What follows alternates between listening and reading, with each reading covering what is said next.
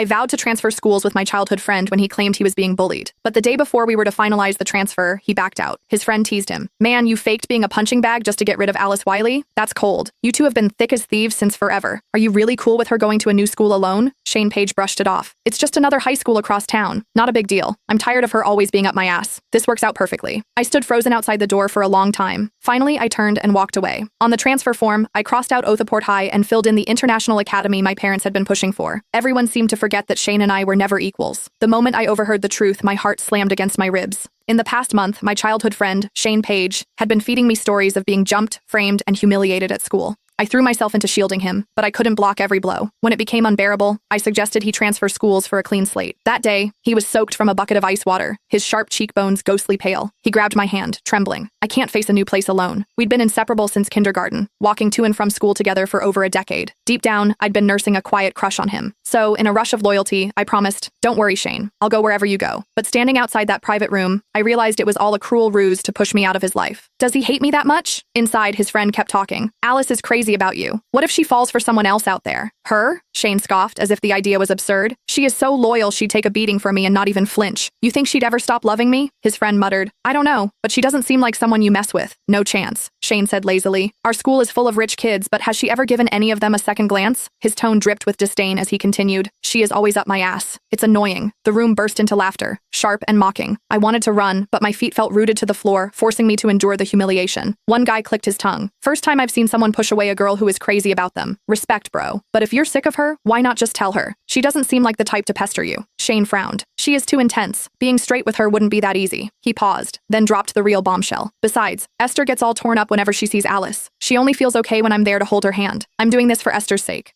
Alice will just have to deal with it for a bit. It clicked like a puzzle snapping together. Shane started faking the bullying just a week after Esther Howell was transferred to our school. You sly brat. A new girl shows up and you're already whipped? Someone chuckled. But Esther has got that fragile damsel in distress vibe. Guys eat that up. Unlike her, Alice is sharp and always has that icy glare that keeps everyone at arm's length. No matter how gorgeous she is, that's a tough sell. The others piled on, tearing me apart like sharks on a feeding frenzy. Shane didn't stop them or defend me. He even nodded along, agreeing with their jabs. My heart sank into a dark, throbbing abyss. For a fleeting moment, I wanted to knock down that door and demand answers. Why did he lie? Did he feel even a flicker of guilt watching me get hurt for him? Did our years of friendship mean nothing? But my mom's words echoed in my mind. Don't waste energy on pointless battles. People don't turn rotten overnight. In the end, I turned and walked away. The pain crept in slowly. I could have shrugged off a friend's betrayal, but Shane had crossed that line, blurring the boundaries between friendship and something more. That made the cut deeper. The day we agreed to transfer, he dragged me to a bar to celebrate our escape. The dim neon lights cast a hazy glow, and I couldn't tear my eyes off the guy I'd loved in secret for years. My heart raced, wild and untamed.